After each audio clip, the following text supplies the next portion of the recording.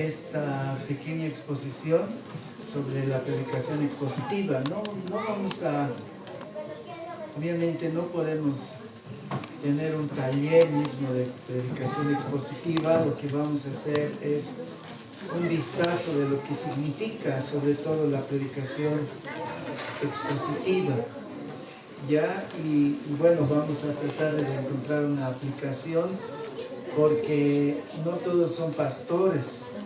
Así que a muchos no les sirve mucho saber para qué la predicación expositiva.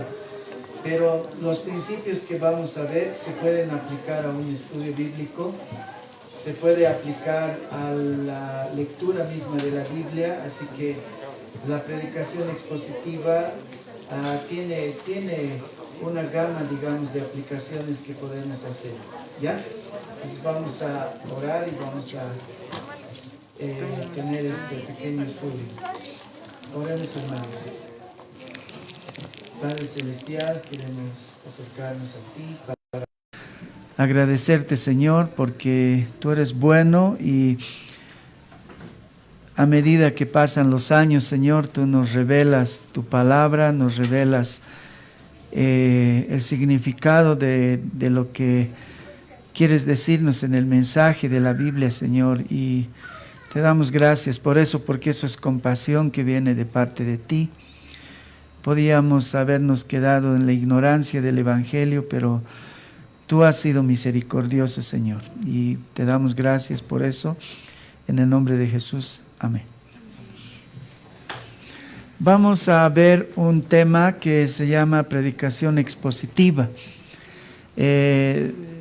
Le he puesto de título predicación cristocéntrica porque es lo mismo, ¿ya? Sobre todo la predicación expositiva es una predicación cristocéntrica. Entonces vamos a ver 4 cosas.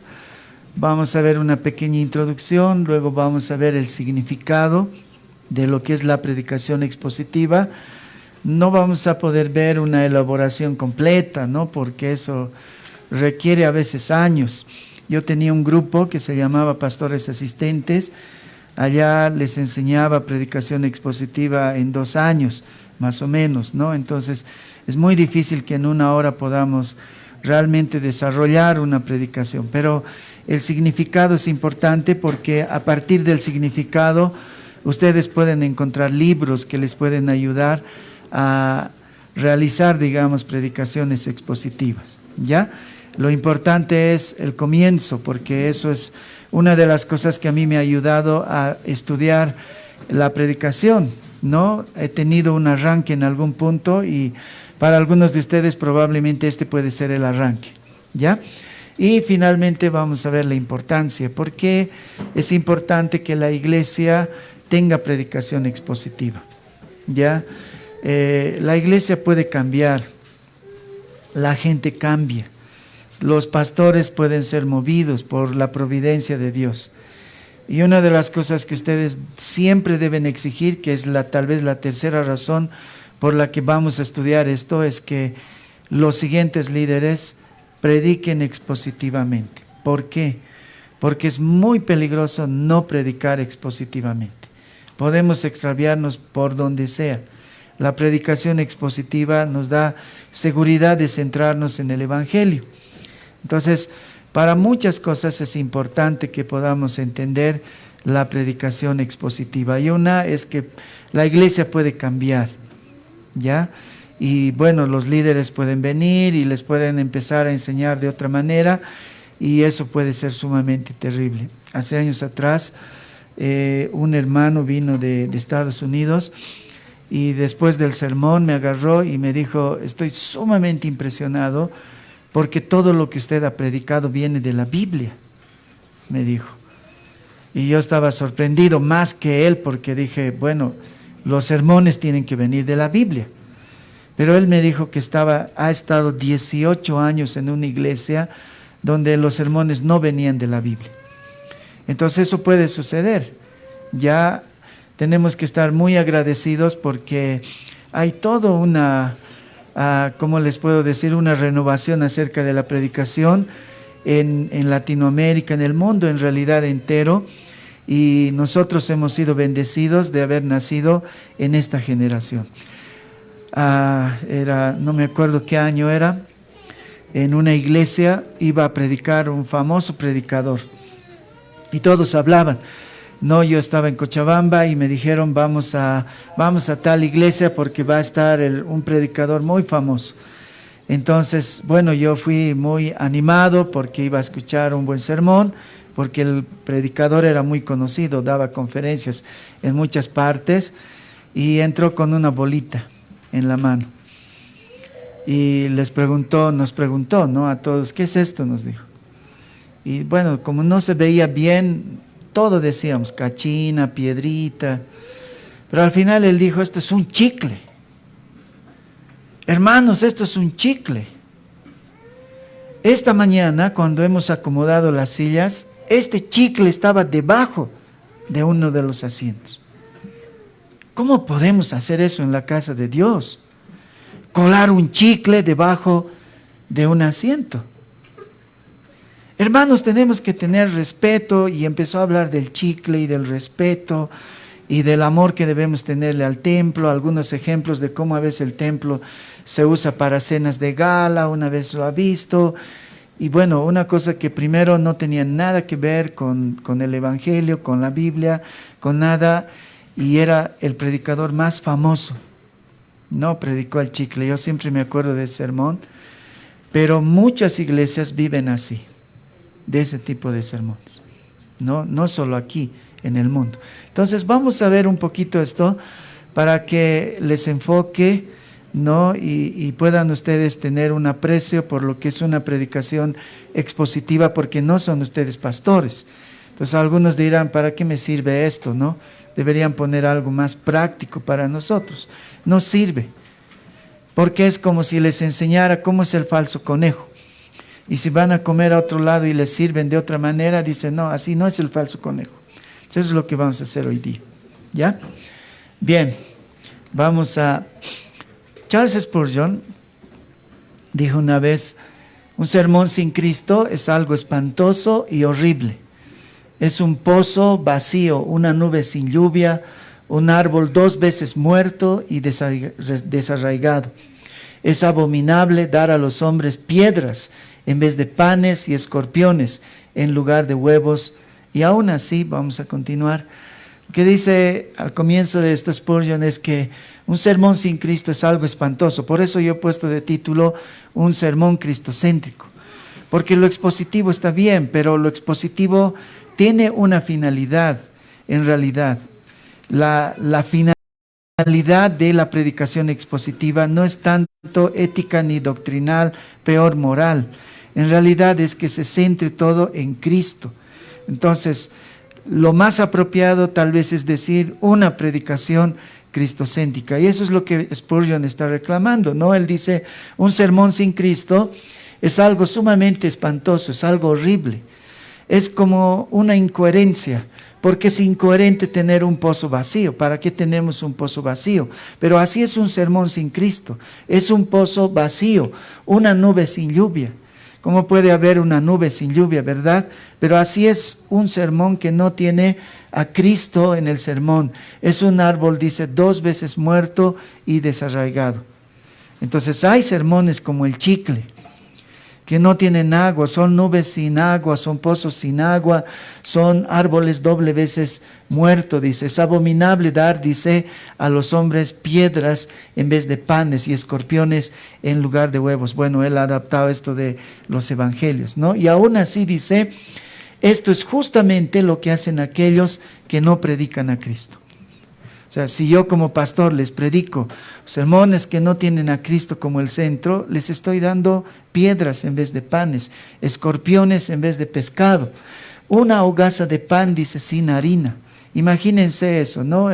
Bueno, él era poeta por un lado, entonces para él es fácil, pero imagínense cómo puede ser un pedazo de pan, ¿no? Una hogaza es algo que se arranca del pan, no, sin harina. ¿Cómo puede alimentar el alma? Los hombres mueren y perecen porque Cristo, dice, no está presente en ese sermón.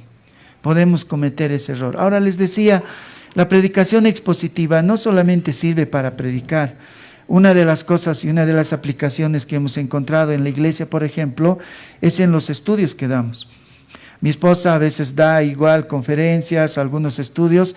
Igual ella ha aprendido a hacer también expositivamente, tratar de tratar el texto expositivamente, ¿no? Entonces, para sus estudios, para dar una charla, para lo que van a hacer ustedes mismos en sus estudios bíblicos, sirve esto. Ya no solamente para predicar. Pero si Cristo no está presente, dice, no sirve para nada ese sermón. Es como el sermón del chicle. No me ha ayudado en nada en mi vida espiritual. Señor no me va a decir, ¿has escuchado el sermón del chicle? No me va a servir eso para nada, ¿no? Bueno, en la introducción quiero hablarles un poquito de cómo he llegado a la conclusión de la predicación expositiva. Dios tiene sus compasiones, ¿no? Es como la parábola donde un hombre empieza a trabajar desde temprano y tarda todo el día en trabajar, otro entra a mediodía, otro entra casi una hora antes y a todos al final les da el mismo salario. ¿Se acuerdan de esa parábola? Y uno de ellos se enoja porque dice, ¿cómo yo he trabajado todo el día y a él que ha llegado una hora antes le das el mismo salario? Dios tiene una compasión especial. Esta mañana yo tengo mi discipulado a las 7 de la mañana con un grupo de hombres.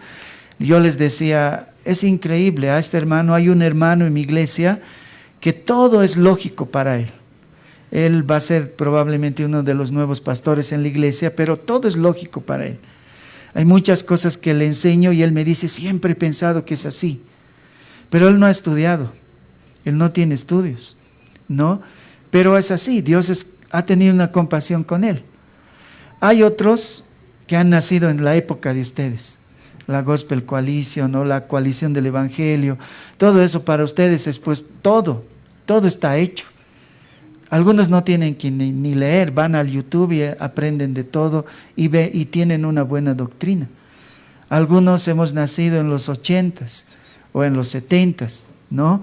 Y para nosotros ha sido muy difícil, no hemos tenido el YouTube, no hemos tenido un John Piper, un John MacArthur que nos ayuden a entender qué es el Evangelio.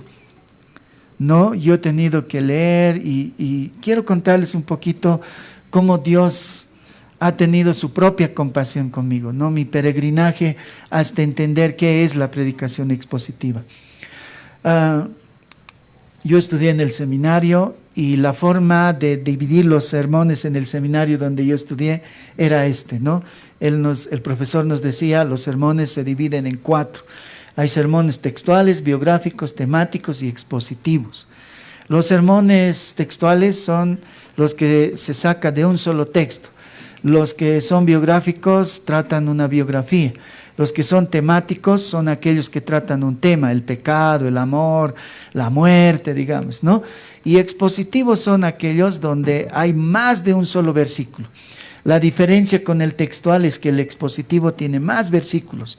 A veces en la Biblia tiene un título, digamos, el mayordomo infiel, 16 versículos para estudiar. Esa era la idea que me dieron. Hasta hay un libro acerca de eso, y no solo un libro, varios libros acerca de esto. Bueno, entonces yo creí que así era, era la forma en la que he aprendido. Yo también luego he llegado a ser profesor de seminario, eso es también lo que yo he enseñado, aunque estaba muy equivocado, muy errado, totalmente errado. Pero era así, y hasta hay libros, les puedo decir, de cosas erradas también, ¿no? Bueno, estaba en eso, esa era mi comprensión de lo que es expositivo.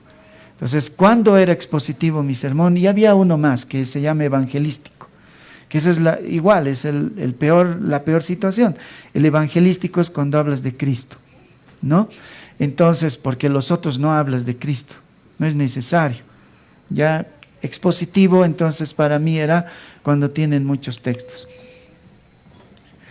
Mis sermones entonces por esa época, con la comprensión que tenía, bueno, estaban sumamente equivocados, ¿no? En una época yo creía que la Biblia era como una enciclopedia, Como Cristo no tenía que estar siempre presente solo en los sermones evangelísticos, entonces mis sermones eran pues como buscar una enciclopedia.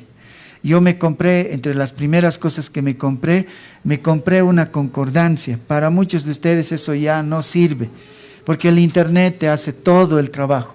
Pero habían libros así gruesos que se compraban, se llamaban concordancias. En las concordancias tú encontrabas una palabra. Entonces, cuando eras predicador, ¿qué predico hoy día? Predicaré el amor. Entonces buscas en la concordancia la palabra amor y te aparecen todos los versículos que hablan del amor, sin contexto, nada, solamente donde diga amor, eso es todo lo que aparece. Pero así era, como mi comprensión de la predicación era que no siempre Cristo tiene que estar, entonces a veces hay que hablar de la unidad, a veces hay que hablar de la familia, a veces hay que hablar de la honradez, entonces buscaba en la concordancia y eso eran mis sermones. Hasta hoy día van a escuchar en la televisión y en la radio sermones hechos así. Por ejemplo, vean en Joel, por ejemplo, vean en Samuel. Vayamos ahora a Tesalonicenses, ahora nos iremos a Primera de Juan. ¿Qué han hecho ellos? O sea, no han hecho un estudio. Ellos han agarrado todos los versículos que en la concordancia digital ahora, porque es mucho más fácil que antes, aparecen la palabra de la que están tratando. Entonces, yo tenía un sermón bien famoso que se llamaba el Mentizán espiritual. Lo llevé a muchas partes de Bolivia, porque les gustaba a la gente, porque yo tenía mi entendimiento de que la Biblia cura todo, como el mentizán, porque mi mamá tenía un mentizán en la casa y cuando a alguien le dolía el pie, te ponía mentizán, si te dolía la frente, te ponía mentizán, si te ponía la cabeza, te ponía mentizán en la nuca, dolor de huesos cuando estás creciendo, mentizán también, con un poquito de orín, pero el mentizán solucionaba todo, ¿no? Y para mí la Biblia era así. Era una especie de enciclopedia donde, ¿cómo les puedo decir? Donde puedes encontrar todo, cualquier cosa. Sobre la familia, la Biblia. Sobre el amor, la Biblia. Cómo noviar, la Biblia. No, cómo encontrar un trabajo, la Biblia. Ciertamente habla, pero incidentalmente. No es el centro, no es el núcleo de lo que Dios quiere decirnos. Porque el núcleo de lo que Dios quiere decirnos es otra cosa. Pero incidentalmente habla del efecto que tiene ese asunto en los asuntos colaterales de la vida. Entonces, ¿cómo es por si acaso, una enciclopedia? Una enciclopedia es un libro donde hay de todo, ¿no es cierto? Lenguaje, inglés, sociales, historia, arte, religión. Entonces, para mí era la Biblia así, una especie de enciclopedia. En el seminario, cuando yo era joven todavía, en los 90, se empezó a poner de moda los microcréditos. Todas las ONGs empezaron a virar hacia los microcréditos. Una vez había un afiche en el seminario que decía, microcréditos según la palabra de Dios. En esa época me parecía sensacional. No, porque yo decía, qué hombre más inteligente, ¿quién ha encontrado microcréditos en la Biblia? Hoy día me parece la peor tontería que puede haber. Claro, en ese entonces yo no sabía. Pero en esa época era como la sensación, los microcréditos en la Biblia. ¿Qué dice la Biblia de los microcréditos? Ahora sé que la Biblia no dice nada de los microcréditos, porque lo que menos le puede interesar a Dios es hablar de los microcréditos. Pero si tú quieres encontrar algo en la Biblia, vas a encontrar. Si tú quieres torcer un poquito la Biblia, vas a encontrar lo que quieres encontrar. Entonces, bueno, era así. Yo predicaba. El mentizán espiritual era la Biblia. Y yo les contaba cómo el mentizán cura todo y yo les decía, la Biblia cura todo. Necesitas saber de dinosaurios, Job, Génesis, Ezequiel, Apocalipsis. ¿Quieres saber de ovnis? Ezequiel vio la rueda, ¿no? Entonces, cosas así. Yo manejaba así la Biblia y muchos todavía lo hacen, ¿no? Luego, usaba mucho la Biblia porque se parecía a algunos libros. Muchos han leído estos libros. En realidad es basura, no les animo a que lean. Yo he perdido muchos de mis buenos años leyendo estos libros, ¿no? Cuauhtémoc, Saramago, Coelho, muchos de esos libros que realmente no sirven, ¿no? Es mucha autoayuda, es mucha psicología de de encontrar en ti la fuerza, la energía para solucionar cosas. Bueno, pero se parece mucho a la Biblia. Yo tenía otro sermón famoso que yo leía en un libro de Coelho, donde un hombre busca un tesoro y al final, después de un viaje, encuentra el tesoro en el mismo lugar donde empezó. Seguro que han leído esa novelita algunos de ustedes, ¿no? Pero yo usaba la Biblia así, porque al menos Cuauhtémoc usa muchos principios bíblicos. Ya Coelho también. Casi todos los que hablan de autoayuda usan principios bíblicos. Entonces, bueno, me parecía así, yo mezclaba la Biblia, era profesor de griego, entonces era un poco más fácil para mí, sabía muchos textos y enseñaba Juventud en Éxtasis bíblico. 1, 2, ¿no? Porque hay 2 libros de ese. Era un desastre. Pero en esas épocas yo viajaba más que ahora, dando conferencias. Porque a la gente le gusta, ¿no? Pero estaba equivocado, sinceramente equivocado. No es que yo sabía que estaba mal. Yo creía que más bien yo estaba yendo un paso adelante que los demás. Algunas cosas que cambiaron mi perspectiva. Yo leí El Peregrino y eso siempre puso en mí unas dudas. La primera vez que leí El Peregrino lo leí en el baño. En la iglesia de mi adolescencia habían peregrinos, unos azules, unas revistas con dibujos pésimos, pero los guardaron así, varios los guardaron en un depósito y en una época que se empezó a enmohecer, yo he nacido en la época en la que no usábamos papel higiénico, usábamos periódico, ¿ya? Entonces agarraron los peregrinos y llevaron al baño. Entonces cada vez antes de usar el peregrino yo agarraba una hojita y leía, ¿no? Antes de usar. Y realmente me impactó la historia del peregrino. Era una historia muy distinta, era una historia que tenía mucho de Dios, mucho de Cristo, y siempre pensaba qué significará, y no había quien me explique. La siguiente vez que leí El Peregrino ya fue después en el seminario, pero fue en esas épocas que leí. Luego fue Charles Spurgeon. Igual en la iglesia de mi adolescencia solían haber programas que dan libros, siempre. Y había una vitrina donde habían libros. Yo he vivido, gracias a Dios, en una época en la que no se robaban los libros. Se podían robar cualquier cosa, pero libros no. Ahí estaban los libros, ¿no? Y una vez leí un libro de Spurgeon y me gustó mucho. Era adolescente y siempre pensaba, esas eran 2 cosas que siempre estaban en mi cabeza y decía, ¿qué significará? Porque hay algo especial en eso, ¿no? Y bueno, en una época leía a John Piper, ya después de muchos años, el 2004 más o menos, por primera vez. Johnny Dueri era mi alumno en el seminario en griego. Él fue a los Estados Unidos y me dijo, te lo he traído un libro. Me regaló Sed de Dios de John Piper. Y yo leí ese libro, no conocía a John Piper, y realmente después de terminar de leer estaba llorando. Y después de terminar de leer Sed de Dios, entendí lo que significaba El Peregrino y lo que significaban los sermones de Spurgeon. Pero todavía estaba extraviado, todavía seguía extraviado.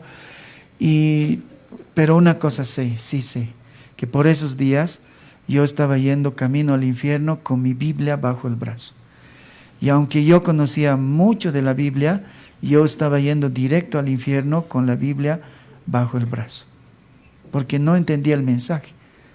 Y lo peor era que estaba enseñando también mal a la gente, pero sinceramente, porque yo no sabía que lo estaba haciendo. Tuve un accidente providencial. El 2008 yo fui a dar una conferencia en Ecuador y en Quito ahí está la librería más grande del CLC, ¿no? Que es una librería cristiana, es la más grande de toda Sudamérica y es increíble, son galpones de puros libros cristianos. Entonces yo fui allá Y siempre que viajaba yo solía comprar una Biblia para Samuelito, que entonces era más chiquitito que la Zoe, no era pequeñito. Entonces siempre le compraba Biblias. Y si era diferente, entonces mejor todavía. Y yo escogí esta Biblia. Me gustó esta Biblia por los dibujos, porque los dibujos eran distintos de los comunes. El título decía Historias Bíblicas de Jesús para niños. Entonces lo compré, me lo llevé. Tenía 4 horas de vuelo, porque era con escalas no sé a dónde. Entonces, ¿qué voy a hacer en 4 horas? Ya ni modo, voy a leer la Biblia de Samuel. Empecé a leer. Y la primera historia era de Adán y Eva. Entonces yo dije, no, esta Biblia está mal, porque dice historias de Jesús. Pero empieza en Adán y Eva. Ay, no, he comprado un libro mal encuadernado, una Biblia mal encuadernada. Seguramente hay otro, las Biblias de los héroes de la Biblia, digamos. Y este es de Jesús, del Nuevo Testamento. Entonces debe haber otro del Antiguo Testamento. No, y estoy leyendo así, estoy tratando de ver las historias, no todas las historias, pero estoy viendo sobre todo los dibujos y el principio de las historias.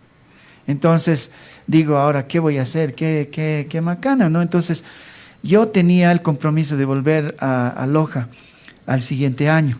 Entonces yo dije, al siguiente año voy a ir otra vez a Quito, voy a comprar esta vez el del Antiguo Testamento y lo voy a romper y le voy a cambiar de tapa y le voy a poner la tapa de este al del Antiguo y el del Antiguo lo voy a poner aquí. Bueno, no sé, ese era mi plan.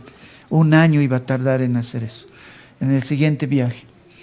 Como era tan largo mi viaje, llego a un lugar donde se acaba el Nuevo Testamento y empiezan las historias de Jesús. Entonces eso me llamó la atención mucho. Yo dije, no entiendo. Y otra vez voy a la tapa, dice historias bíblicas de Jesús. Pero empieza en Génesis y al medio tiene historias de Jesús. O sea, no entiendo. Para mí fue así. Para muchos de ustedes fue arreglado todo en el YouTube. Para mí fue así. Dios tuvo otro tipo de misericordia conmigo. Entonces yo dije, no entiendo este libro. ¿Por qué dice historias de Jesús? Entonces empecé a leer las historias del Antiguo Testamento. Todas terminaban en Jesús. Todas terminaban en Jesús. Ya habíamos fundado la iglesia por esos años, ¿no? Y eran mis primeros sermones. Y yo entendía otra cosa por expositivo. Y bueno, este libro fue el principio de mi transformación en mi teología. Yo dije, este libro es increíble.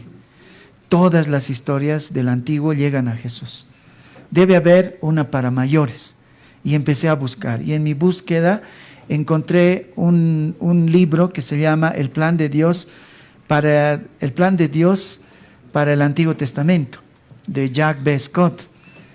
Y ese era como este, pero para grandes. Entonces empecé a leer eso. Y así empezó a cambiar mi vida. El primer producto que hice por ese año, nadie sabe la historia de esto. Con Becky hicimos una banderita donde pusimos la historia de la Biblia. Hasta ahora la siguen usando en algunas iglesias. Y me pidieron que escriba las historias. Y yo escribí las historias, no usé esta, escribí otras historias, porque para mí mi pasión fue así. Todas las historias llegan a Jesús. Con razón Spurgeon siempre llegaba en sus sermones a Jesús. Con razón el peregrino tiene una historia centrada en Jesús. Entonces todo empezó a transformarse en mi teología y hicimos una banderita. Yo escribí un librito con muchas historias, ya que no habían en buscaba otras, trataba de ejercitarme para encontrar a Jesús en todas las historias y no sabía que Dios me estaba encaminando a predicar expositivamente. Así fundamos la IBM y yo me comprometí en la IBM de predicar a partir de ese momento, ya no texto por texto, textos aquí, textos allá, sino libros enteros. Y eso es lo que he hecho desde el 2007 que fundamos la iglesia. Predico un libro entero del Antiguo, luego me voy al Nuevo, luego otra vez al Antiguo, al Nuevo, así. Y predico hasta las genealogías. porque la Biblia dice que nada ha sido escrito, no, o sea, no hay nada en la Biblia que sea ocioso. Y he encontrado sermones increíbles. Alguna vez he predicado 2 veces una genealogía porque he encontrado más cosas de las que me imaginaba en él engendró a tal, y él engendró a tal, y él engendró a tal, a tal, a tal. Hay cosas increíbles, ¿no? Así fue mi peregrinaje para encontrar el significado del sermón expositivo. Pero no fue todavía ahí. Luego llegué a Lesi, es una historia que no quiero alargar, y bueno, al final de cuentas encontré el significado de lo que es predicación expositiva, que es lo que les voy a compartir ahora de la forma más simple posible. Entonces, ¿qué es la predicación expositiva? ¿Cuál es el significado de la predicación expositiva? Dentro de la homilética, a la predicación cristocéntrica se le llama predicación expositiva o sermón expositivo. Porque lo expositivo en realidad lo que hace es centrarnos en Cristo.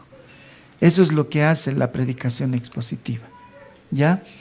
Sugel Michelén, que es tan famoso ahora, él se los ha arreglado todo para ustedes. Él dice, un sermón expositivo es aquel que expone y aplica el verdadero significado del texto bíblico, tomando en cuenta su contexto inmediato, así como el contexto más amplio de la historia redentora.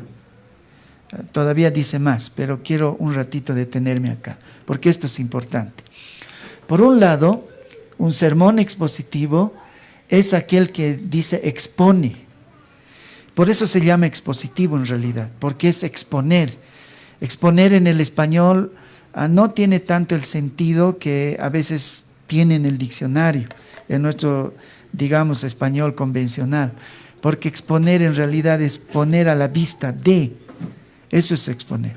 Y se llama expositivo por eso, porque lo que hace es agarrar un texto y lo pone como una señora vendedora que podía tener eso guardado, lo expone, lo pone a la vista para que nosotros podamos notar el producto. De ahí se llama expositivo, por un lado. Por el otro lado, ya le da, dice, el verdadero significado al texto bíblico. Porque le podemos dar toda clase de significados al texto bíblico. Yo escuché un sermón de alguien que no le gustaba la alabanza, que odiaba la alabanza. ¿No? Era la época en la que estaban apareciendo las baterías y siempre hubieron enemigos de la alabanza, ¿cómo les puedo decir?, contemporánea. Y usó un texto, ¿ya?, que decía, alabanza de hombres no recibo, decía el texto, y predicó eso. Y era su batalla contra la alabanza contemporánea. Bueno, eran esos años en los que por primera vez se empezaron a usar las guitarras eléctricas, baterías, esas cosas, ¿no?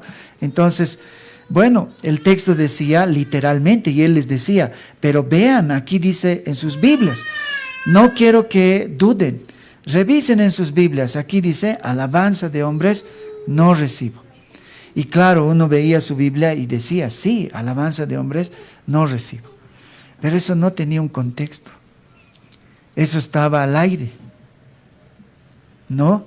Es como si alguien leyera una carta, ¿no? Un pedazo que diga, me voy a matar, y todos se asustan. Pero no han leído lo que dice a continuación, me voy a matar de la risa, si es que veo otra vez al tal, digamos, ¿no? Eso es lo que a veces hacemos con la Biblia. Por otro lado, entonces, le da el significado verdadero. Ahora, ¿qué es lo que se hace? Dice, tomando en cuenta, dice, su contexto inmediato. Por un lado, lo que está alrededor de ese texto, y por el otro lado, el contexto más amplio. ¿Cuál es el contexto más amplio? Lo he puesto con rojo, la historia de la redención.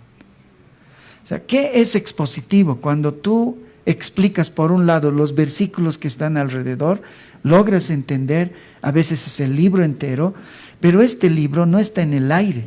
Por eso la Biblia se llama la Biblia en singular. Es un libro, porque tiene una sola historia. Y este texto está dentro de un panorama grande que se llama la historia de la redención. Entonces, y solo entonces, es expositivo. Si no, no es todavía. Ahora, dice, finalmente, que gira, dice, en torno a la persona y la obra de Cristo. Por eso les había dicho que es cristocéntrico. Al final de cuentas, todo texto tiene que llevarte a Cristo. Charles Spurgeon tiene un sermón que se llama Manahim. Manahim es un lugar.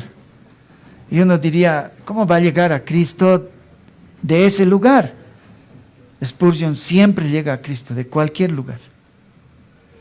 Porque en realidad el sermón tiene que terminar en la obra de Cristo.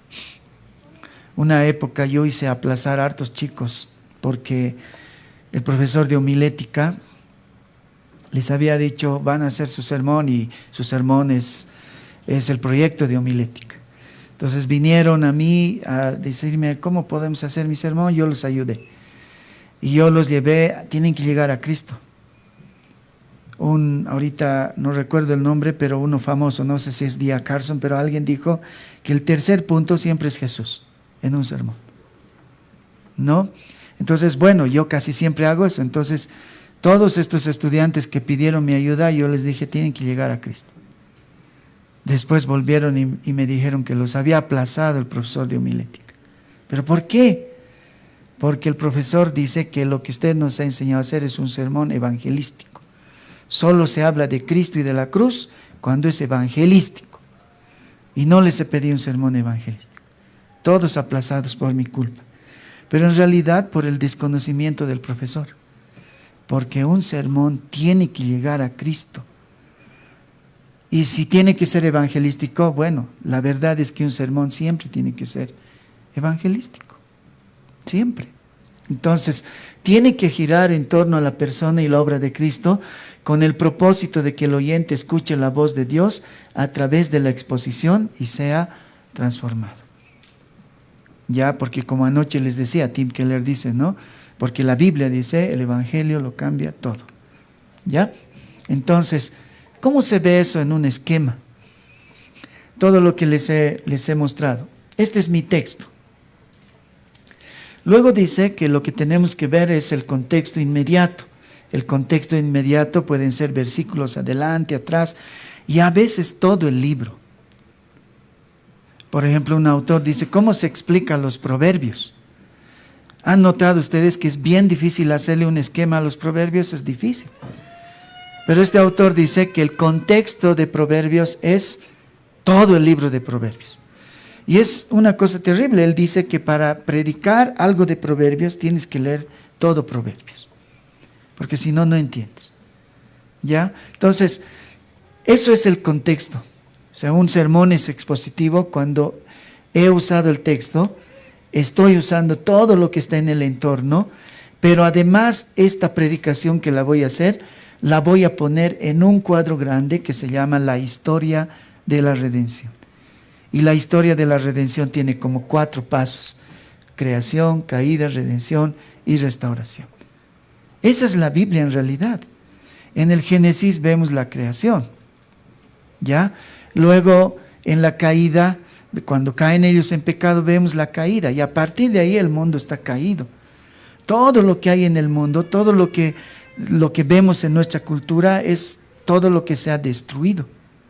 Pero hay un momento en el que Cristo viene y restaura las cosas, no totalmente, pero ocurre la redención con Jesús. Y luego nosotros estamos esperando la restauración. En medio de eso está tu texto. No sé, aquí tal vez. Eso es lo que tienes que tratar de ubicar, en qué lugar está. Eso es lo que Sugel Michelena ha tratado de decir. Porque un texto, además de tener su explicación en el contexto, tiene que tener como su marco más grande de referencia la historia de la redención. Entonces es expositivo. ¿Ya? Bueno, ¿cómo sabemos que así tenemos que predicar? Jesús nos enseñó eso.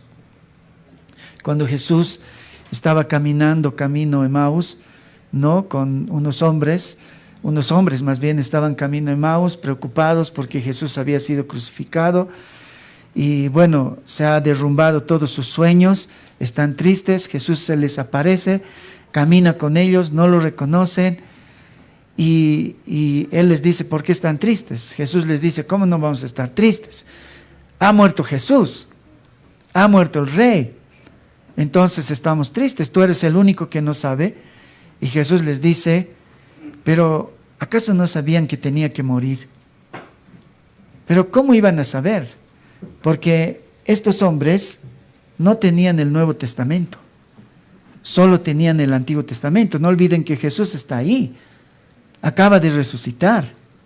Entonces, ¿dónde tenían que haber sabido que Jesús murió? En el Antiguo Testamento. Y lo que dice la Biblia es esto, vean, dice Lucas 24, 25 al 27, dice, entonces Él les dijo, o sea, Jesús les dice, oh insensatos y tardos de corazón para creer todo lo que los profetas han dicho. O sea, Él les dice, ¿cómo no han entendido? Los profetas dijeron que Jesús tiene que morir. ¿No era necesario que el Cristo padeciera estas cosas y que entrara en su gloria? ¿Acaso no dice el Antiguo Testamento que Jesús tiene que morir y que tiene que ir a su gloria? Eso es lo que ha sucedido. ¿Por qué están tristes? Y comenzando, porque claro, las dos personas seguramente le dicen, pero eso no dice el Antiguo Testamento, no, dice. Y Jesús les dice, y comenzando desde Moisés y siguiendo por todos los profetas, les declaraba en todas las Escrituras lo que de Él decían. ¿Quién es Él? Jesús. Una cosa más, los libros de Moisés son los 5 primeros libros. Los profetas, se llaman los libros de Moisés, los 5 libros, el Pentateuco. Y los profetas es el resto de los libros del Antiguo Testamento. Entonces Jesús les dice, ¿cómo no sabían ustedes? Miren, todos los libros de Moisés hablan de mí. Miren, todo el resto de los libros hablan de mí. ¿Nunca han llegado a Isaías 53? Que tenía que ser lastimado y crucificado, que no se lo iba a reconocer y sin embargo ni un hueso iba a ser roto de él. ¿No leyeron acerca de eso? Entonces, bueno, ese fue un día terrible. Esa misma noche, pero ese día les dio la hermenéutica. Jesús mismo les dio a ellos y a nosotros la hermenéutica, la base principal de la hermenéutica con la que nosotros tenemos que ver el Antiguo Testamento. Tenemos que mirar a Jesús. O sea, no lo ha dicho Pablo, no lo ha dicho nadie. Jesús les ha enseñado a los caminantes que en el Antiguo Testamento tienen que ver a Jesús. Pero no solo lo hizo en el día, porque luego ellos se dieron cuenta que era Jesús y ¡pum!, desapareció Jesús. En la noche, otra vez Jesús. Esa misma noche, Jesús se le apareció a otro grupo de personas. Y otra vez, seguramente igual, ellos estaban tristes. Pero esa misma noche, dice Lucas 24, 25 al 27, a ese grupo también dice, les enseñó otra vez. Y comenzando desde Moisés y los profetas, este es el texto.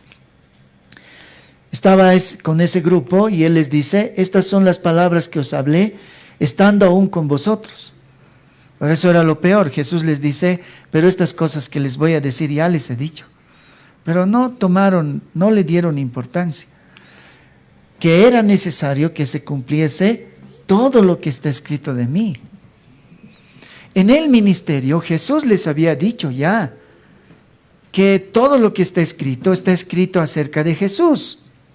Por eso Él les dice, ¿acaso no se acuerdan? Cuando estaba con ustedes, yo les había dicho que se tiene que cumplir todo lo que está escrito de mí. ¿Dónde tenían que leer lo que estaba escrito de Él?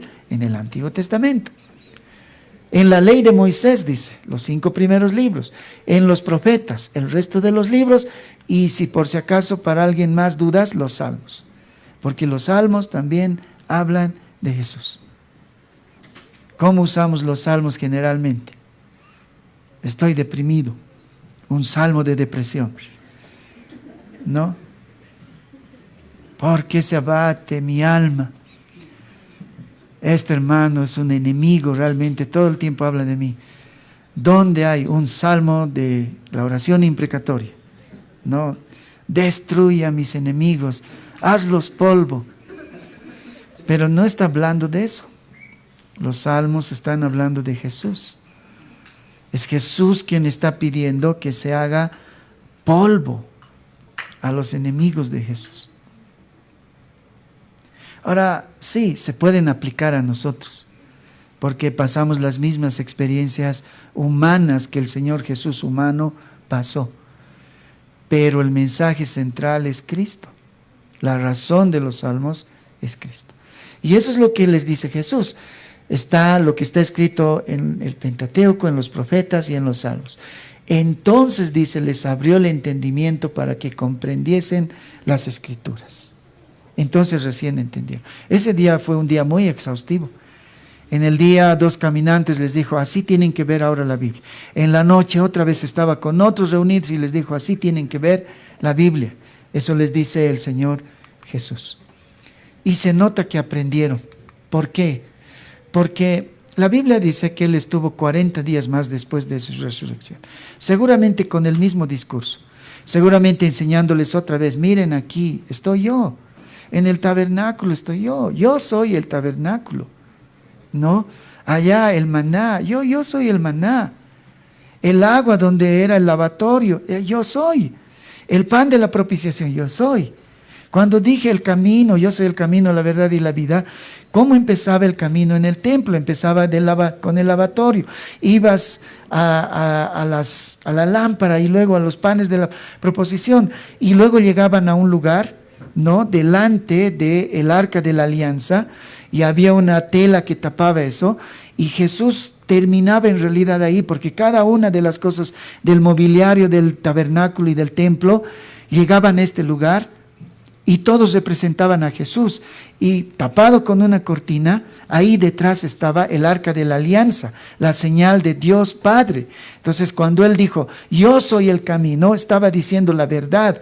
El lavatorio, todo eso te llevaba al frente del Padre, pero no lo podías ver por la cortina. Y cuando Cristo muere, esa cortina se cae y entonces estás delante del Padre. Yo soy el camino al Padre. ¿Han visto? Sí. Yo soy el mensaje del Antiguo Testamento. Yo soy todo en el Antiguo Testamento. El hijo, el hermano Edwin nos hablaba ayer, ¿no? El hijo que era malcriado, ya se lo llevaba fuera de la ciudad para matarlo. Pero no van a ver ustedes en la Biblia una historia donde realmente ocurre eso. Pero había la ley en Deuteronomio. Jesús como el hijo malcriado, porque además la ley decía que no lo van a llevar las autoridades, lo van a llevar sus padres. ¿Quién llevó a Jesús fuera de la ciudad? Su padre. Su padre lo llevó.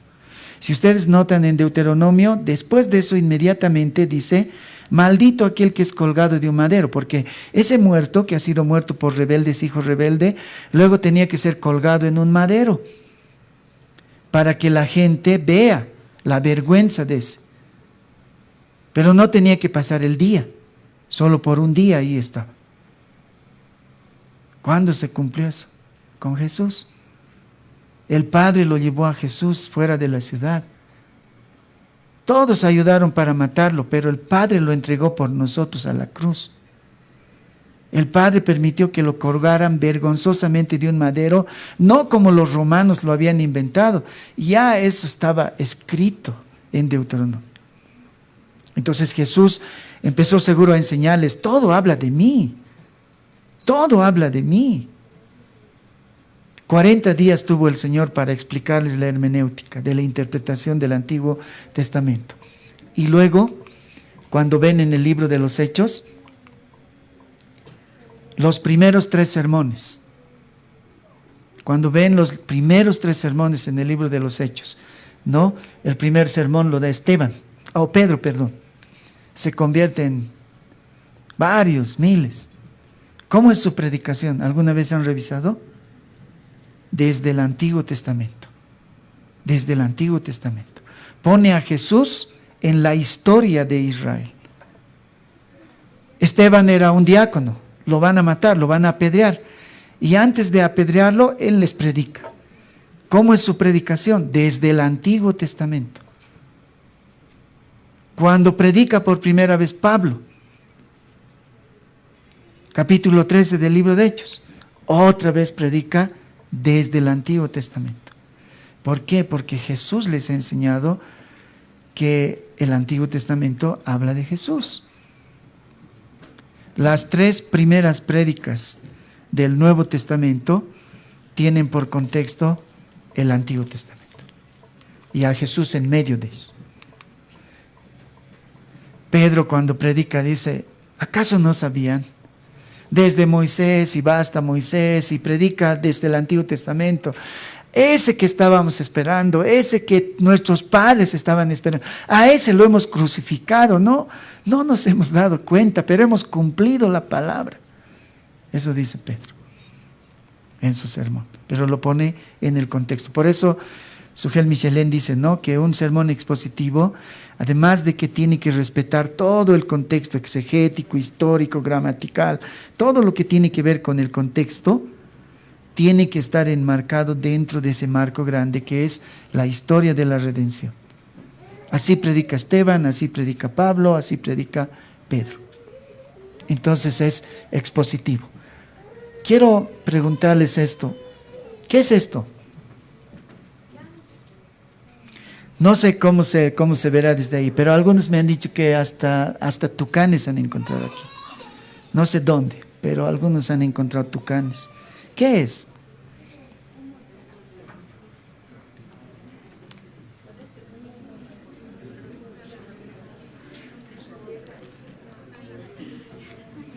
Una radiografía.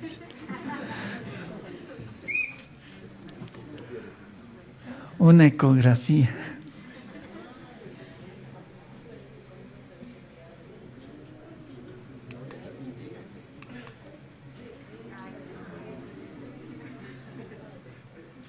Ahora, más o menos así es un sermón expositivo. Yo no puedo predicar todo el tiempo desde el Génesis hasta el Apocalipsis. Entonces un día me toca predicar un pedacito, la oreja del tigre. Pero yo puedo convertir esto en una radiografía, en una ecografía, en un tucán, en un loro, en unos lentes, en unos dados, en una alfombra. ¿Qué es lo que hace expositivo un sermón? Yo tengo que lograr, con la ayuda del Espíritu Santo, que los hermanos salgan de aquí pensando en la oreja de un tigre, no de una alfombra, no de una ecografía, no de una radiografía. Pero es un reto. Por eso es difícil hacer un sermón expositivo.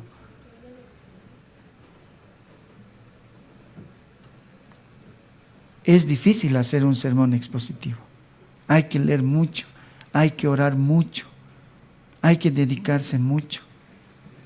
Si su pastor predica sermones expositivos, tienen que tenerle compasión, porque no es como antes. Antes era fácil, encontrabas un chicle debajo de un asiento y eso era suficiente.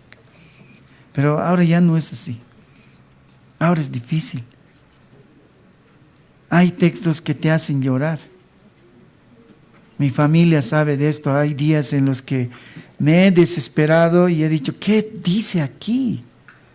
¿Qué dice? Yo me acuerdo cuando prediqué el hijo que va a ser castigado fuera de la ciudad, inmediatamente viene lo del árbol. Y antes de eso viene tapar las cacas del campamento. Yo ese día estaba llorando. ¿Qué predico de esto? Porque ¿qué puedo decir de no permitirás que las cacas estén ahí destapadas, las taparás? Y luego de eso, si un hijo es malcriado, sus hijos lo llevarán fuera de la ciudad. Y luego un cadáver será colgado así maldito del árbol.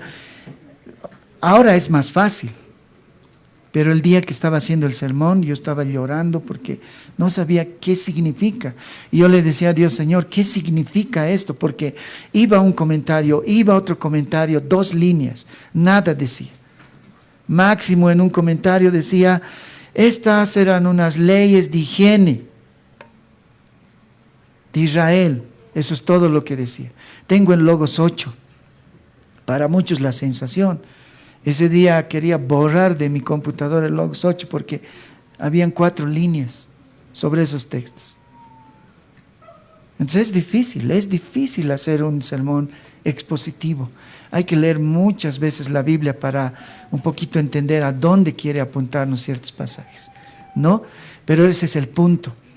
Me toca predicar un sermón, una parte de un pedazo de la Biblia, y nadie tiene que salir con la idea de que esto es otra cosa. Todos tienen que salir sabiendo que es la oreja del tigre, y eso es difícil. Es difícil, porque les vas a mostrar un pedacito, nada más. Eso es un sermón expositivo. Toda predicación, dice Sugel Michelén, debe ser expositiva, o de lo contrario ya no es predicación.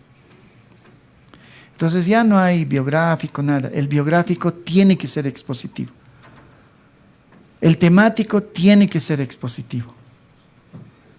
Todos, el evangelístico tiene que ser expositivo. Así es. O sea, no es una quinta división lo expositivo. Esa es la predicación. Cuando yo descubrí esto, porque al final en mi caso fue un descubrimiento, yo pensaba, pero ¿cómo porque yo he leído muchos libros donde reparten así en 5 formas las prédicas.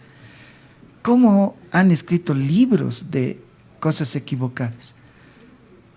Yo estaba sorprendido porque he empezado luego a conocer a los puritanos y empecé a ver libros más antiguos, y la predicación expositiva era la predicación, era la única forma de predicar antiguamente.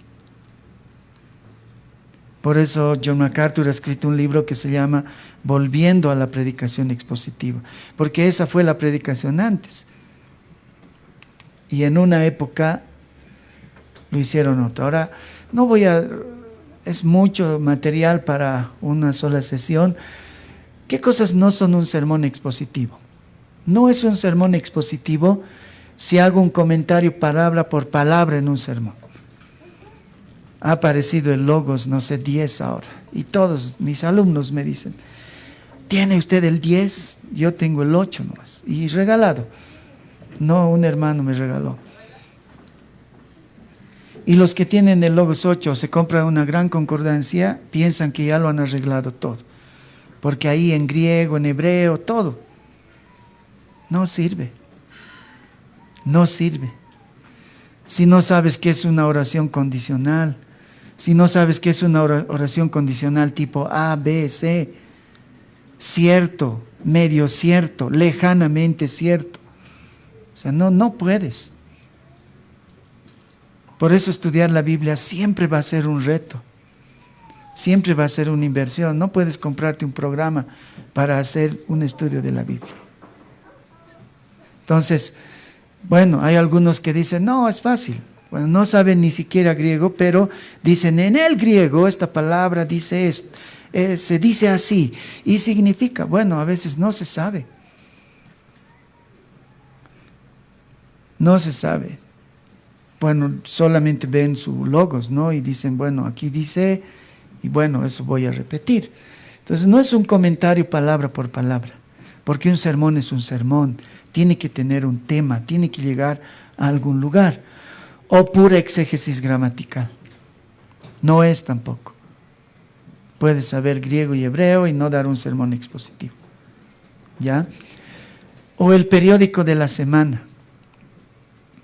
Yo estaba buscando como un reto a mis alumnos, les dije, voy a buscar un sermón sobre la muerte de la reina en el YouTube, porque debe haber harto cuando murió la reina. Porque así es, muchos púlpitos son el periódico de la iglesia. El pastor predica el derrumbe que ha habido, el accidente, el asalto, la muerte y claro, cosas sensacionales como la muerte de la reina. Eso no es expositivo, ¿no? ¿Qué es un sermón expositivo? John Stott dice, exponer las escrituras, dice, significa extraer del texto lo que está allí y hacerlo visible. Es como si esto fuera la Biblia y agarras un pedacito y no tienen que ver otra cosa el resto de los hermanos, tienen que ver lo que significa ahí en el contexto. ¿Ya? Nehemías 8:8 dice, y leían el libro de la ley de Dios claramente y ponían el sentido de modo que entendiesen, dice, la lectura. Hubo un tiempo en la reforma que hubo en tiempos de Nehemías, ¿no? Ellos hicieron eso, hubo un gran avivamiento como hoy día hay. En muchos lugares se está hablando ahora de la predicación expositiva. Es la nueva cosa en este momento, ¿no? Y es lindo, porque como les decía, ustedes son privilegiados, porque no han tenido que hacer toda una travesía para encontrar un sermón expositivo. Steve Lawson dice, bueno, lo que ahora sobran son sermones, no es que faltan sermones. El problema actual no está en la escasez de predicación, no. La cuestión reside en la decadencia total de mucho de lo que hoy se considera predicación. Ese es el problema. El chicle es el problema, no el mensaje que vamos a dar. ¿Ya? Les decía, esto es trabajo para un año por lo menos, así que solo les voy a dar un esquemita. ¿Cómo elaboramos un sermón? Algunas cosas, no todas las herramientas. Algunas cosas que en mi experiencia me han ayudado hartísimo. Yo era profesor de seminario por muchos años y no sabía qué era la teología bíblica, no puedo creer. Yo tengo un libro en mi biblioteca sobre las doctrinas esenciales de la Biblia. Y hay un lugar donde habla de las teologías, teología sistemática, y no hay teología bíblica en esa división de mi libro. No hay teología bíblica. No sé cómo, pero así es. Yo he conocido esta palabra en los últimos años, teología bíblica. ¿Qué es la teología bíblica? Porque conocen, algunos de ustedes han ido al seminario, conocen la teología sistemática, que divide las cosas por áreas, por temas. Soteriología, estudio del pecado o de la salvación. Amartiología, estudio del pecado. Neumatología, estudio del Espíritu Santo. Eso es la teología sistemática. La teología bíblica es diferente, porque la teología bíblica no está separada por temas, sino que estudia todo como aparece en la palabra de Dios. Un concepto dice así: la teología bíblica es el estudio de las doctrinas de la Biblia organizadas según su cronología, o sea, según aparecen, ¿ya? Y antecedentes históricos. A diferencia de la teología sistemática que clasifica la doctrina de acuerdo a temas específicos, la teología bíblica muestra la manifestación de la revelación de Dios mientras sucedía a través de la historia. Si tú ves las doctrinas así, leyendo en la Biblia, te vas a encontrar con Cristo a cada hoja. Por eso tu sermón va a ser siempre cristocéntrico, porque estudias a los ángeles en torno de, estudias el pecado en torno de Cristo, porque así es, la Biblia es una historia, solamente es una historia de la redención. Este señor se ha vuelto muy famoso en los últimos años, era un anónimo hace unos años atrás, es muy difícil de repetirnos si me animo. Graham Goldsworthy, no sé si está bien dicho así, él dice: la teología bíblica es la asistente olvidada del maestro bíblico. O sea, si alguien va a predicar, debería tener buenos libros de teología bíblica, porque eso nos ayuda hartísimo a ver a Cristo en la Biblia. Edmund Clooney, que igual es viejito ya, no ha sido muy famoso antes en los Estados Unidos, sí, pero no en el mundo. Ahora recién sus libros se están imprimiendo para América Latina, se están traduciendo después de muchos años.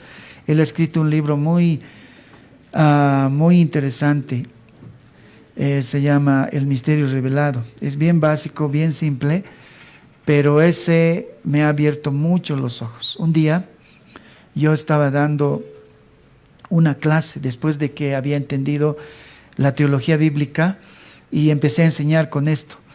Y bueno, mi hijo mayor, Daniel, me esperaba en las clases porque juntos nos íbamos. Es difícil llegar a mi casa. Entonces él se venía Y bueno, generalmente estaba cansado porque él trabajaba muy duro, al menos en esa época.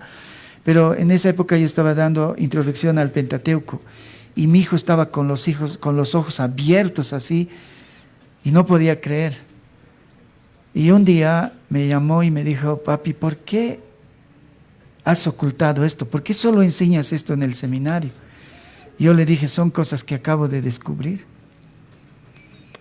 Fue tan, o sea, al final yo le regalé mi libro, fue tal el impacto en su vida que él agarró como 3 salarios y con 3 salarios de él se compró todos los libros del misterio revelado y decidió estudiar eso con los jóvenes de la iglesia. Porque él en su corazón dijo: esto no puede estar oculto. Fue un impacto grande en su vida, no a tal manera que él no le importó su sueldo, lo gastó así para comprar libros y para estudiar con un grupo de jóvenes esto, ¿no? Clooney dice: la Biblia no relata la historia completa de Israel.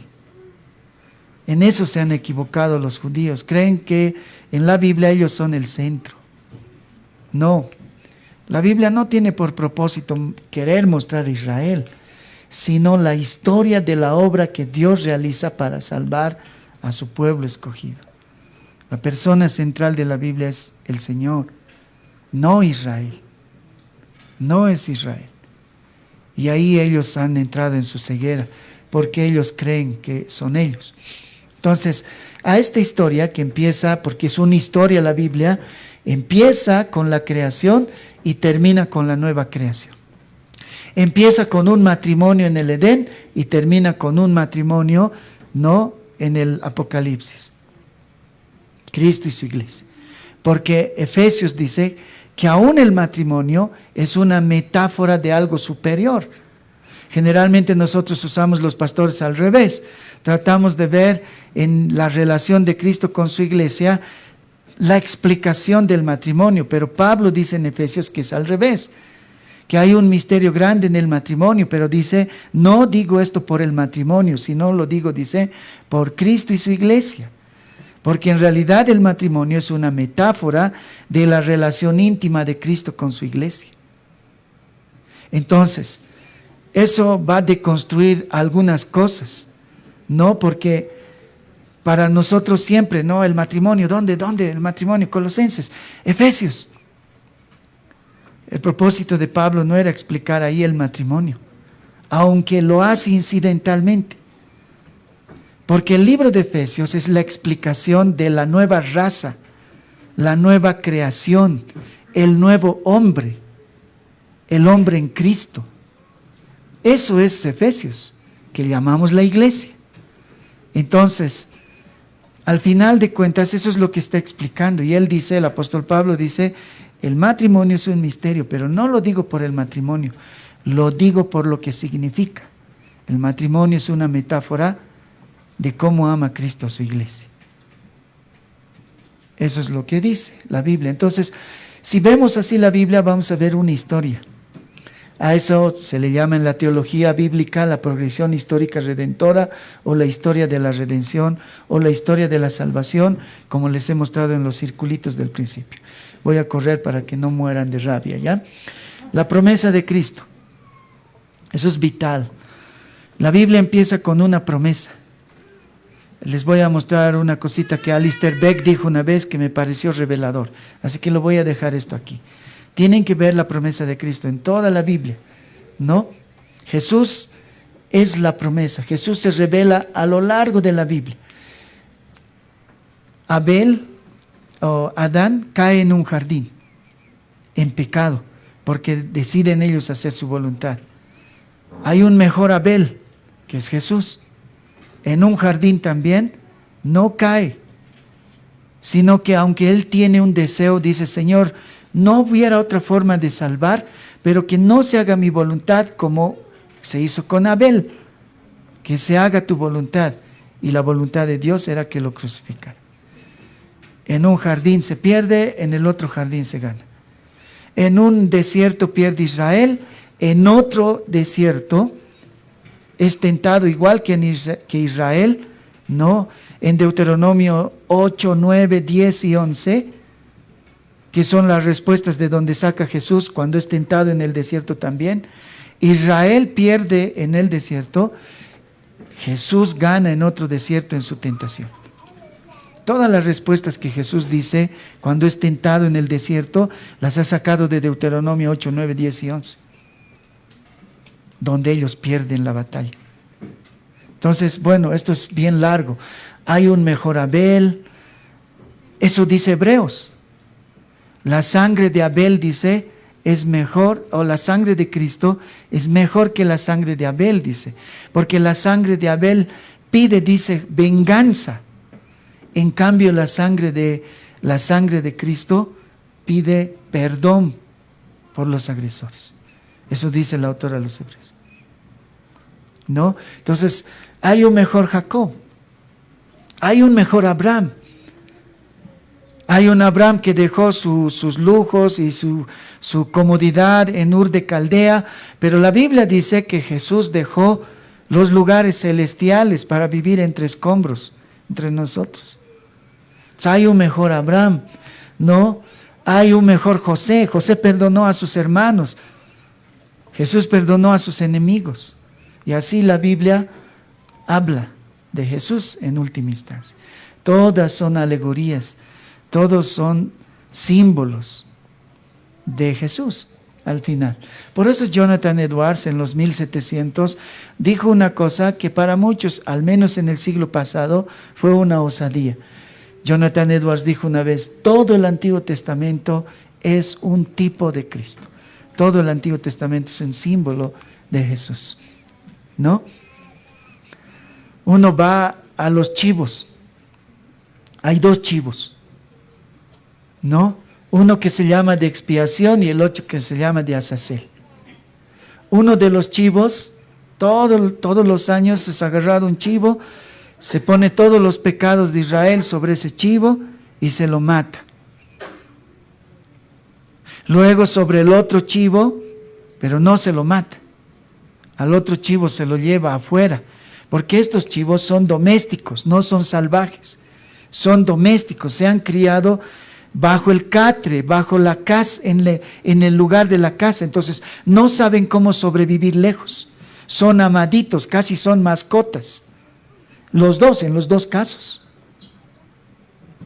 Y entonces al chivo de Azazel lo sacan fuera del campamento. En realidad lo sacaban al desierto.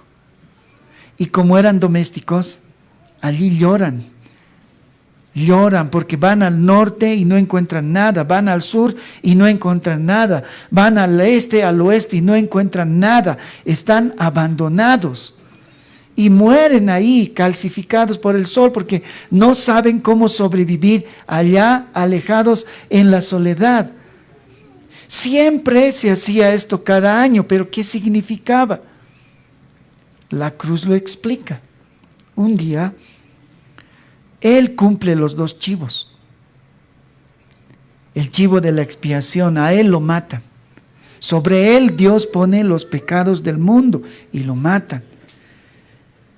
Jesús fue abandonado en muchas formas. Sus discípulos lo abandonaron. Su familia lo abandonó. La gente que lo acompañaba huyó, lo negaron. Fueron dolorosos esos abandonos, pero ninguno de esos abandonos le arrancó un gemido, como cuando Dios lo abandonó.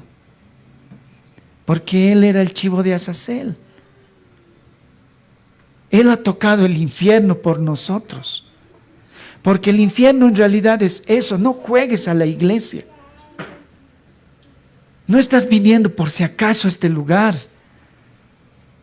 Si no te aseguras de que verdaderamente mueras en Cristo, no hay chivo de Azazel para ti. Tú vas a ser el chivo de Azazel, abandonado en el desierto, para siempre, sin Dios. El infierno es infierno porque ahí no está Dios. Y eso es lo que Él ha sufrido por nosotros. Y eso es insoportable hasta para el Hijo de Dios. Y por eso el Hijo de Dios ahí dice: Dios, ¿por qué me has dejado?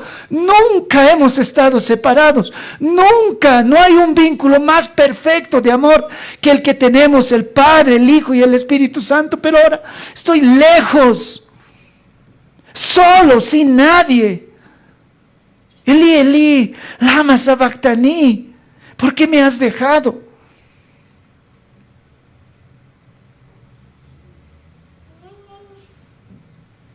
El chivo de Azazel, que no sabrías qué significa, se explica en la cruz.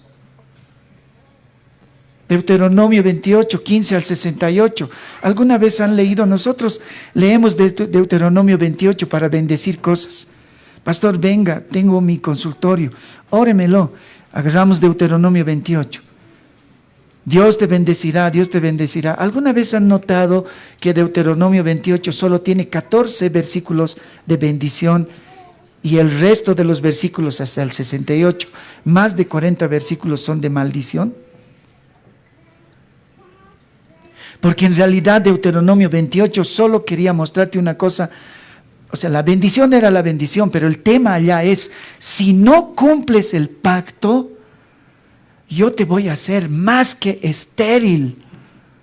¿Sabes lo que es no poder tener hijos? ¿Sabes lo que es nunca ganar dinero? ¿Sabes lo que es no tener nada en la artesa para amasar? ¿Sabes lo que es no tener nada para comer? ¿Sabes lo que es no tener ni un solo amigo? ¿Sabes lo que es tener todo el tiempo enemigos? Todas esas cosas multiplicadas te las voy a dar si no cumples el pacto, le dice Israel Dios. Por eso hay más de 40 versículos ahí de maldición. Porque ese es el abandono de Dios. Si no pones tu confianza en el Señor, si no te aseguras de que verdaderamente eres un hijo de Dios, no hay un chivo de Azazel para ti. Tú vas a ser el chivo de Azazel. Y ese día, no importa si llores, no importa si vayas al norte, al sur o al oeste, no importa todo lo que hayas ganado, no importa por qué cosas no has sido fiel al pacto, allí ya no hay más lugar o puerta para salir. No hay. Jesús lo dice dramáticamente. Allí se da el lloro y el crujir de dientes. ¿Alguna vez has pasado una cosa grave en soledad? Es triste. El infierno es eso. Pero para los que ponemos nuestra confianza en Cristo, Cristo ha sido nuestro chivo de Azazel. Ese chivo que fue abandonado por Dios. El abandono de Dios es insoportable, porque es una separación definitiva. La muerte es una metáfora de esa separación. ¿Alguna vez has podido consolar a alguien que está sufriendo porque ha muerto alguien querido? No hay consuelo. No hay consuelo. La gente se tira al piso. La gente grita, se golpea porque no hay consuelo cuando se separa de alguien querido. Pero la muerte es una milésima pequeña parte de lo que va a ser la separación de Dios. Esa separación es insoportable, pero es eterna. Algunas veces he pensado, ojalá el infierno fuera 100,000 años. Ojalá fuera el infierno 100,000 años, porque habría esperanza. Ya voy a sufrir, ya estamos en el año 99,000, ya solo falta 1,000 años, pero no. La Biblia dice que cuando pase 100,000 años, 1,000,000 de años, 100 millones de años, nunca se acaba eso. No juegues a ser cristiano. Eso dice Deuteronomio 28. Si no cumples mi pacto, esto es lo que te va a suceder, dice desde el versículo 15. Adelante. Eso era el chivo de Azazel, la promesa de Cristo. Exégesis, esto es algo que siempre van a ver. Contexto del libro, contexto cultural, explica muchas cosas, ¿no? Hay versículos que, como el que lo ha motivado, digamos, a enfrentarse al Papa Lutero, ¿no? Que A veces nacen de cosas pequeñas. Ek pisteo seis pistin, dice en el griego. Esa frase que en nuestras Biblias dicen desde la fe hacia la fe. Pero esto fue radical para Lutero. Él era profesor de griego. Porque la idea acá es, él está estudiando Romanos. Este es el esquema de Romanos. La salvación es por fe. Nace de la fe, pero no se queda en nuestras manos. Vuelve a descansar en la fe. Las dos preposiciones cambian todo. El esquema de Romanos es ese, capítulos 1 al 10 o al 11, es cómo nace la salvación por fe, cómo no haces nada para salvarte, cómo Dios te lo hace todo. Y luego, desde los capítulos 12 al 16, otra vez se descansa en la fe, cómo tú no haces nada para vivir la vida cristiana, cómo el Espíritu Santo es quien te empuja a vivir la vida cristiana. Todo es por fe. Entonces, Lutero dice, esto es increíble. Entonces ahora entiendo lo que decía Habacuc, el justo por la fe vivirá. Porque además esto no fue invento de Pablo. Pablo también se basó en el Antiguo Testamento. ¿No? El justo por la fe vivirá, está en el Antiguo Testamento. Contextos. Es muy importante saber contextos, ¿no? Porque está el libro de Jueces, por ejemplo. Se defiende mucho por el liderazgo femenino ahora, por ejemplo. El ejemplo máximo, Débora. Pero a Débora la tienes que poner en su contexto. ¿Saben cómo empieza el libro de Jueces? Después de que murió Josué, se levantó otra generación que no conocía a Jehová. Eso dice Jueces. Así comienza Jueces 2:10. Entonces el libro de Jueces no es la historia para sacar campeones, como en la escuela dominical sacamos. A veces los chicos salen de la escuela dominical diciendo, sí, quiero ser como Sansón. Y la enseñanza es, no tienes que ser como Sansón. Porque Sansón desobedecía a sus papás, Sansón iba a prostíbulos, Sansón desobedecía a Dios, Sansón era recurrente en sus pecados. No tienes que ser como Sansón, es la enseñanza de Sansón. Entonces como Gedeón, porque Gedeón era no tienes que ser como Gedeón, porque Gedeón es el símbolo de los que dudan. Gedeón es el que le dice a Dios, Dios, si quieres que haga esto, dame una señal. Dios le da la señal. Sigue dudando. Señor, hazme la señal al revés. No tienes que ser como Gedeón, es la enseñanza. Entonces como Jefté. No puedes ser como Jefté. Jefté le quería pagar a Dios, como los de la teología de la prosperidad, por un favor. Señor, haznos ganar la guerra. El primer hombre que salga del campamento, yo te lo regalo a ti, Señor. Y Dios le castiga, porque no le puedes pagar a Dios. Todo lo que Él hace, lo hace por su soberanía, por su providencia y por su buena voluntad. Pero Jefté creía que le puedes comprar a Dios y le regala a una persona. ¿Saben qué hace Dios? Hace que salga su hija. La primera persona que sale del campamento ese día por quererle pagar a Dios es su hija. Y tiene un mes para llorar, y es bien triste esa historia, porque en los campos anda su hija, la hija de Jefté, llorando porque después de un mes va a morir. Jefté se lo ha entregado por quererle pagar a Dios. Entonces la enseñanza es, no tienes que ser como Jefté. Hay un solo juez que es mejor que todos, Jesús. Esa es la enseñanza. Pero es fácil porque el contexto es este. En Deuteronomio les dice, si ustedes no enseñan a sus hijos la fe, sus hijos van a salir de la fe. No hacen caso. Josué lucha. Josué sabe de la hipocresía de ellos. Antes de morir les dice un versículo clásico que a veces no lo ponemos en el contexto. Les dice, no podemos seguir siendo tan hipócritas. No podemos servir a los Baales y a Dios a la misma vez. En cuanto a mi familia, mi casa y yo hemos decidido servir a Jehová, dice Josué. ¿Por qué dice eso? Porque él ve una generación hipócrita donde hay sacrificio, pero en realidad no hay vida cristiana o vida de fe. Y como les dice en Deuteronomio, les dice que allá se va a morir la fe, se muere en el libro de Jueces. Entonces, ¿de dónde es Débora? Del libro de Jueces. Claro, si esta era la generación que no conoce a Jehová, tiene que haber pues líderes mujeres, como Dios no lo había estipulado. Porque es la generación que no conoce a Jehová. Entonces no es un buen ejemplo usar a Débora para defender eso.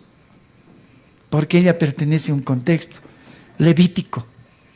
En Éxodo el Señor les dice, haz un tabernáculo, ahí nos vamos a encontrar. Ellos felices hacen, muy complicado el tabernáculo hacen.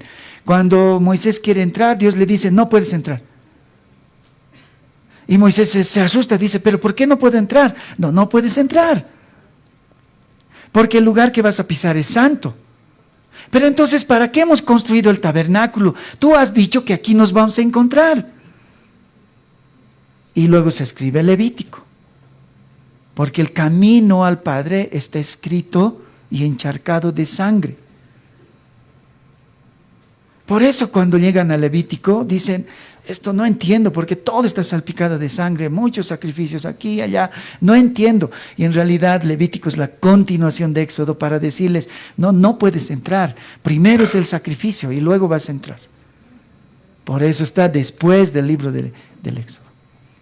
Entonces, son esas cosas que yo tengo que saber para hacer un sermón. No es tan sencillo. Anoche les he explicado esto, así que no necesito hacerlo hoy día. Por todas esas razones, es difícil hacer un sermón expositivo. Generalmente el lunes, que es el día que estoy más desestresado, es el día que leo, lo que sea, porque yo tengo un cronograma de sermones, igual que ustedes. Eso es bueno, porque yo ya sé lo que viene. No voy a estar pensando hasta el último, yo ya sé lo que viene. Entonces el lunes estoy leyendo todo lo que tiene que ver con eso. Estoy buscando. A veces menos horas, a veces más, pero entre 6 a 8 horas. Es la preparación. Es todo lo que puedes saber de un sermón. Luego 2 a 3 horas. ¿Para qué? Para empezar a reunir todas esas cosas que has encontrado, hacer un bosquejo. Esa es la parte más difícil, encontrar el tema. En esas cosas casi lloras. No siempre es 3 horas. A veces es toda una noche. Y luego hay que escribir, porque un sermón no lo puedes decir así nomás. Hay que escribirlo. Y hay que escribirlo diferente, porque si no, los hermanos también son humanos y se van a aburrir. Entonces tengo que buscar todas las aristas posibles para decir el mismo mensaje desde otro ángulo. Y eso es difícil. Entonces, fácil, son 18 horas. Si no más, hacer un sermón expositivo. Terminamos con esto, hermanos. Matthew Simpson dijo una cosa, era un puritano, dijo una cosa en 1800, una cosa muy tremenda para los predicadores, ¿no? Él dice, en una predicación esto es lo que sucede, dice. Su trono, dice, es el púlpito, ¿no? Del predicador. Él está ocupando un lugar especial, dice el predicador. Se ubica en el lugar de Cristo, dice. Porque el predicador se está poniendo en el lugar del maestro de maestros. Por eso Spurgeon tenía miedo cuando predicaba. Cuando Spurgeon predicaba, temblaba. Sus oraciones más famosas de Spurgeon era diciendo, Señor, tengo tanto miedo de arruinar lo que está tan lindo escrito en tu palabra, yo tengo miedo de arruinarlo porque no conozco. Entonces no es un lugar cualquiera este. Y Matthew Simpson decía, su trono es el púlpito. Se ubica en el lugar de Cristo, porque este lugar es como el lugar de Cristo. Su mensaje es la palabra de Dios. No son las noticias de la reina, no son las cosas importantes del país, no. Es la palabra de Dios, la noticia más importante del universo. Los rodean, dice, almas inmortales al predicador. Porque todos ustedes son almas inmortales. Sería lindo que no hubiera infierno y que si ustedes desobedecen y no cumplen el pacto, desaparezcan como desaparecen los perros y los gatos. Pero no es así. Todos ustedes son inmortales. La única cosa que es diferente es que algunos de ustedes van a ir al cielo y otros van a ir al abandono de Dios para siempre, por la eternidad. Pero son inmortales. Eso es lo grave de un predicador, porque depende de lo que predica, a dónde lo mandes a los hermanos en su inmortalidad. Eso decía Matthew Simpson, ¿no? El Salvador invisible está a su lado. O sea, yo estoy predicando, el Señor está a mi lado. El Espíritu Santo está sobre los hermanos y conmigo también el predicador. Y hay dos huecos en el fondo. Y el cielo y el infierno esperan el resultado de mi sermón. Porque si yo no he dicho el mensaje correcto, a algunos de ustedes los he mandado por el tubo del infierno. Por eso Matthew Simpson dice, qué tremenda responsabilidad es predicar. Encontré un poema que es el poema de alguien agradecido a alguien que le ha predicado buenos sermones. Y también abajo de alguien que está frustrado de que no ha encontrado buenos sermones. Y yo hice la tercera poesía acerca de aquel donde el predicador fue confuso. Vamos a leer la primera poesía. Dice, ese púlpito, dice, ¿con qué sentimiento de amargura será recordado por los millones de perdidos? Muchos pecadores empedernidos exclamarán en la prisión de la desesperación, ese santuario y ese hombre de Dios me advirtieron de esta espantosa eternidad, pero yo no presté atención a su reprensión. Ese púlpito sagrado me habló de la redención a través de la sangre de Cristo, pero yo desprecié el mensaje y pisoteé la sangre del pacto bajo mis pies. Y ahora estoy perdido, perdido, perdido. Oh, qué terrible es este infierno eterno. Oh, ese púlpito, cuánto agrava mi desgracia. No me habla en lo más mínimo, excepto para añadir combustible a estas llamas. Dice uno de ellos, alguien que se ha perdido.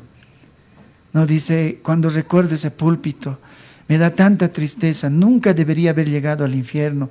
Desde ese púlpito mi pastor me ha dicho que este va a ser mi destino si yo no cambio mi forma de vivir, mi forma de percibir el Evangelio. Pero yo no he hecho caso y ahora los recuerdos de ese púlpito solo son combustible para mi fuego. Eso dice. Por otro lado, dice, una gran multitud de la cual nadie puede contar, recordará con alegría la influencia de ese púlpito, con una alabanza de gratitud y adoración a aquel que se agradó en salvar a los creyentes por la locura de la predicación. Ese púlpito que me advirtió de aquella fiera prisión y me dirigió a estas mansiones en la casa de mi Padre, dice la poesía. O sea, habrán otro grupo de agradecidos que digan, qué lindo ha sido ese púlpito, nos ha dicho la verdad, nos ha dolido a veces, pero nos ha dicho la verdad y hoy estamos en la casa del Padre gracias a ese predicador y a ese púlpito sano. Pero hay púlpitos confusos, hay púlpitos del engaño y por eso dije, yo voy a escribir otro poema, el púlpito del engaño. Oh, cuán confuso fue ese púlpito. Cuántos gusanos me tragué pensando que se trataban de suculentos platos para mi alma. Alguna vez sospeché que lo que salía de ese púlpito no parecía tener buena reputación, pero mi avaricia, mi flojera de confrontarla con la palabra, mi pecaminosa confianza en ese predicador me evitaron indagar más profundo y ahora estoy en este horrible lugar. Alguien culpó al predicador una vez de ser demasiado ligero en sus sermones, de no usar mucho tiempo en la preparación de sus sermones. Me pareció el reclamo más tonto hecho a un predicador, pues pensaba que no se necesitaba mucho esfuerzo para entender las sencillas palabras de ese libro. Cuán confuso fue ese púlpito que me hizo creer que estaba en la senda del Maestro. Oh, quisiera volver a los pies de ese púlpito. Pero quisiera que me hubiese confrontado mi doble vida, mis adulterios, mis avaricias. Pero más quisiera que ese púlpito me llevara a los pies del Maestro, a tocar de cerca las heridas provocadas por mis pecados, que me hiciera arrepentir a los pies sangrantes del amado, y que ahí a sus pies el Hijo del Hombre me absolviera como absolvió a ese malhechor. Y para mí fueran esas palabras, hoy estarás conmigo en el reino. Cuán confuso fue ese púlpito. La Biblia tiene una historia.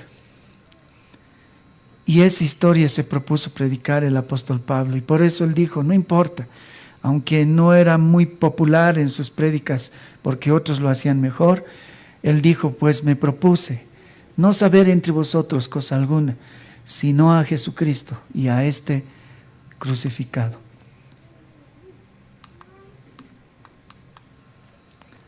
Vamos a orar. Padre nuestro que estás en los cielos, queremos pedirte que realmente tú nos ayudes a entender el mensaje único que hay en la Biblia, Señor. Pero también queremos rogarte, Señor, porque tú levantes más predicadores que puedan centrar su mensaje en el Evangelio, Señor. Te queremos agradecer hoy día, como dice Hebreos, Señor. Acuérdense de sus pastores que los han llevado a la salvación. Queremos recordar a nuestros pastores con amor, con cariño, porque muchos de ellos con mucho esfuerzo nos han llevado por la senda correcta. Solo cuando estemos allá en el cielo entenderemos cuánto valor tuvo sus mensajes. Pero también, Señor, perdona a aquellos predicadores, Señor, que han sido tan confusos, Señor.